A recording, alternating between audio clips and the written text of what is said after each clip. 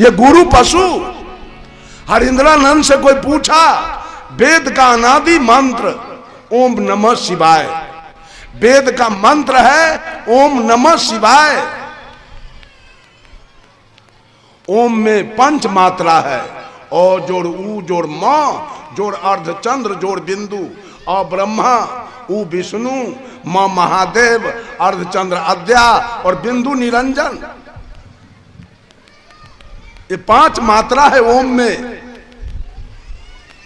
हरिंद्रानंद को तो केवल शिव जी से जरूरी है और दूसरा से जरूरी नहीं है, तो ओम को काट के हटा दिया और छोड़ दिया नमः शिवाय।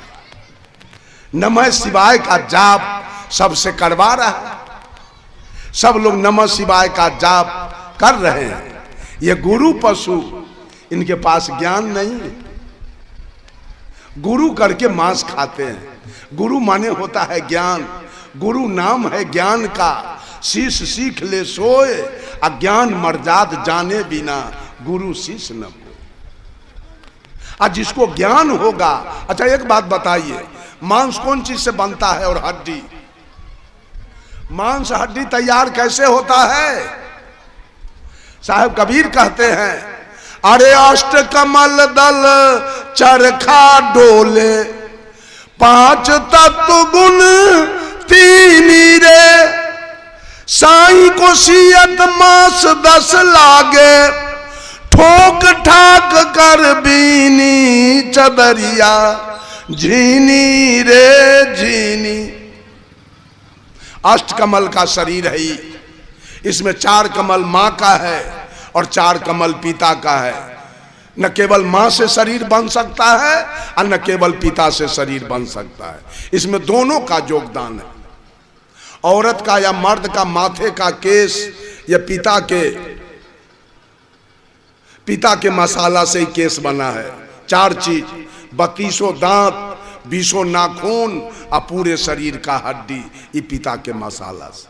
माता जी के मसाला से पूरे शरीर का चमड़ा, पूरे शरीर का मांस, पूरे शरीर का नाड़ी और पूरे शरीर का खून, ये 4 चीज माँ के मसाला से और 4 चीज पिता के मसाला से।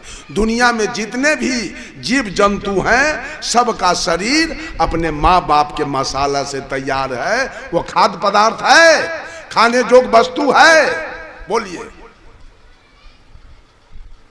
वो खाद्य पदार्थ है, खाया जाए उसको। यह है गुरु पशु, गुरु करके मांस खा रहे हैं। वही है निरंकारी, निरंकारी मिशन वही है। वो भी मांस मछली खा लेता है। ठाकुर अनुकूल चंद्र जी में लोग मांस मछली खा लेते हैं। ये कौन पंथ है? जब तक भोजन का सुधार नहीं होगा तब तक उद्धार कैसे होगा? साहब कबीर ने मुसलमानों से कहा, ऐ मुसलमानों, दिन में रखते हो रोजा, रात हनत हो गाय, यह खून वह बंदगी कसकर खूस खुदाए। कि दिन भर भोजन नहीं करते हो, दिन भर पानी नहीं पीते हो, और जो शाम हुई तो कोई मुर्गी काटते हो, कोई बकरी काटते हो, कोई गाय काटते हो, कोई भैंस काटते हो, कोई ऊंट काटते हो, कोई दुम्मा काटते हो। एक तरफ खून की नदी बहाते हो और एक तरफ इबादत करते हो। अल्लाह खुश रहेगा क्या? ये गुरु पशु। मैं जब विचार किया तो गुरु के बात पर विचार किया। आचार्य श्री धर्म स्वरूप साहब के बात पर मैं कभी विश्वास नहीं किया, हमेशा विचार करते रहा। और साहब जी हमको विचार की बात बताते रह गए।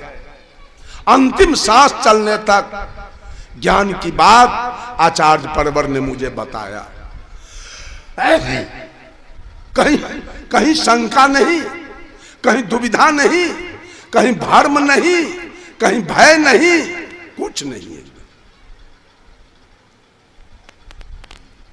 अगर कोई कहे कि इसका मतलब सबसे बढ़िया गुरु आपका था, तो 5 लाख आदमी के बीच में मैं कहूंगा सबसे ज्ञानी मेरे गुरु जी थे।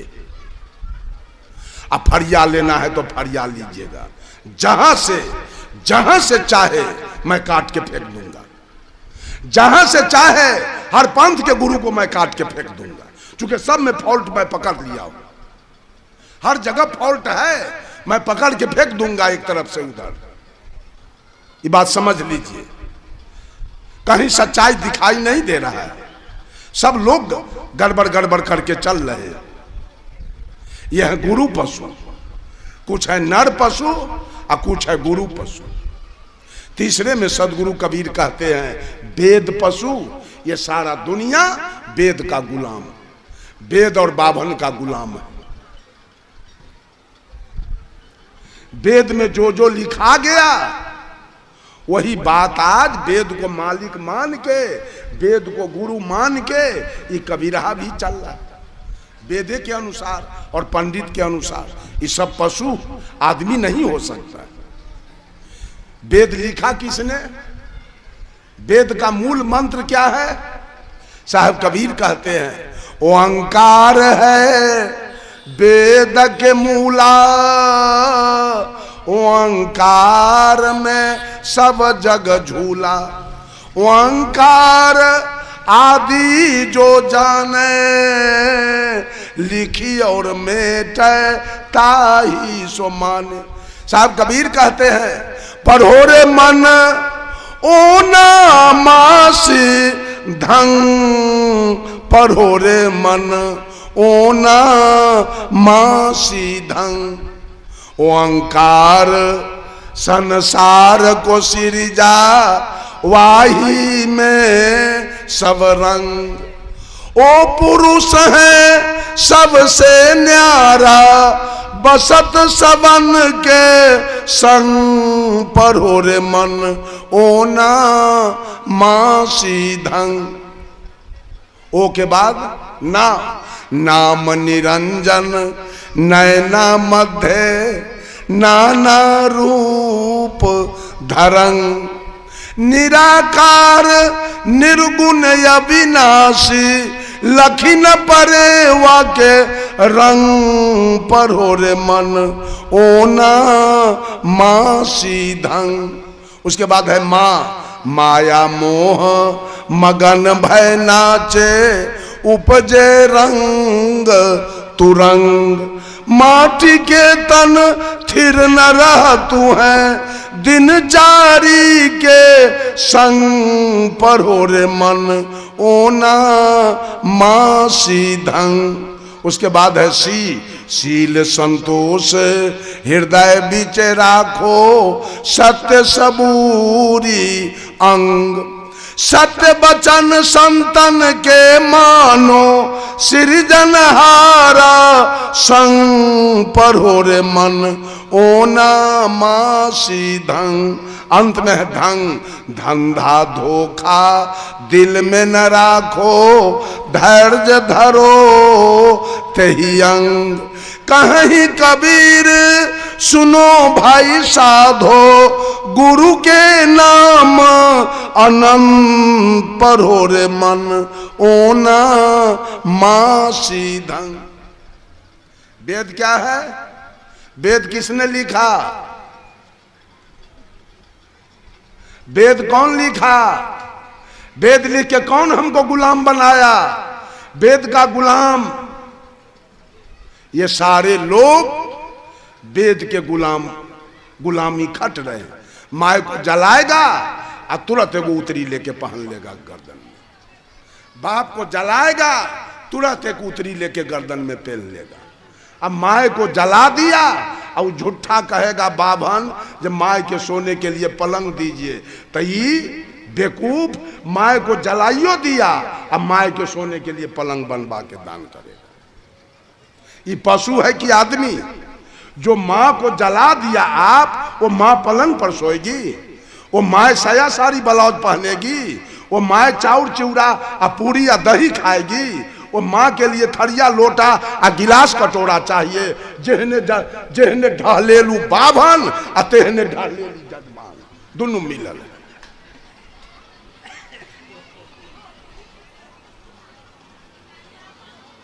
ये दोनों पशुआ मिलल है एक जगह।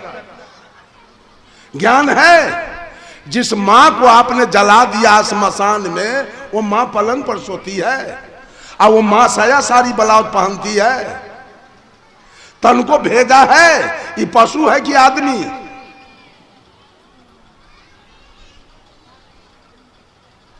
एक जादव जी के यहां पंडित जी गए आश्विन महीना तर्पण कराने। तर्पण होता है ना, लोग पानी देता है पीतर के।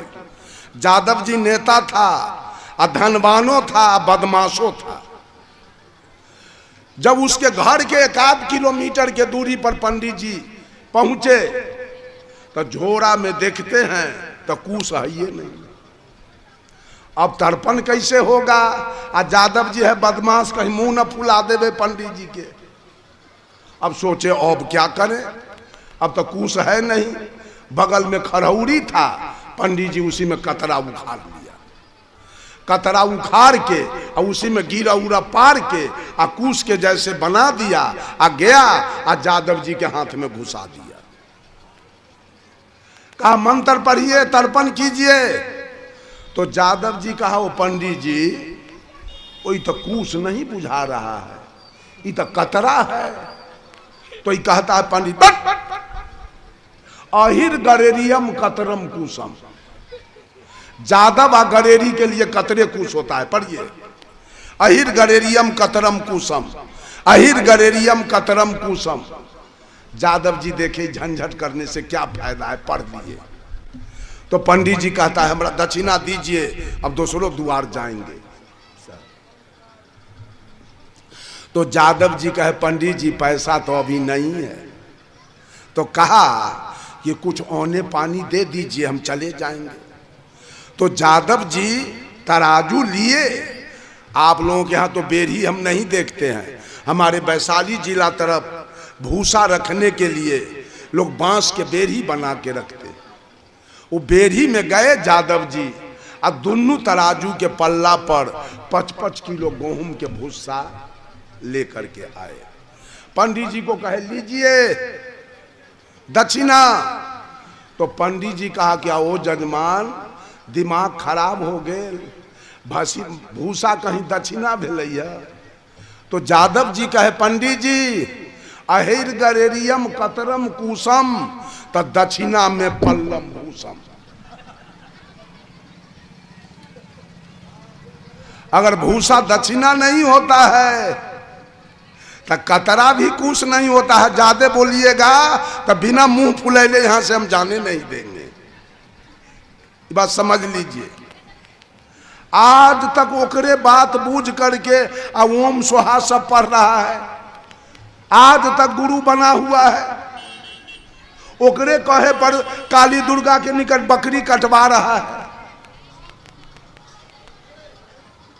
सब काम चल रहा है। साहब कबीर कहे सब वेद पशु है, सब वेद का गुलाम है।